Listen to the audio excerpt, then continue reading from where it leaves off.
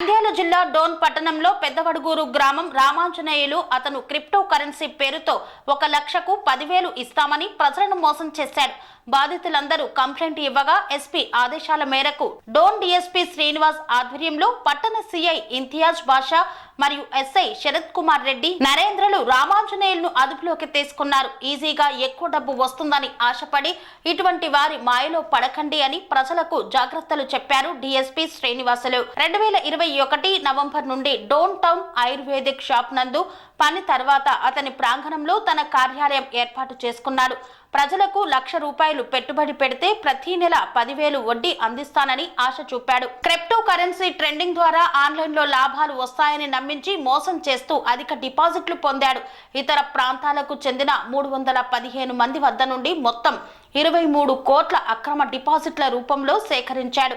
వారికి విడతల వారీగా వడ్డీ రూపంలో తిరిగి వారికి సుమారు 17 కోట్లు చెల్లించాడు.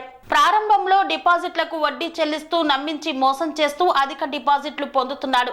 క్రిప్టో కరెన్సీ ట్రెండింగ్ లో నష్టాల తర్వాత వడ్డీ చెల్లించడం సెప్టెంబర్ 2024 నుండి నిలిపివేశాడు. కేసు నమోదు చేసి సాక్ష్యాలను విచారించారు. వివిధ బ్యాంకు ఖాతాలను పరిశీలించారు. శాస్త్రబద్ధమైన దర్యాప్తు చేసి ముద్దాయి బ్యాంకు ఖాతాల్లో ఉన్న సుమారు 2.45 కోట్లను సీజ్ చేయడమైందని తెలియజేశారు.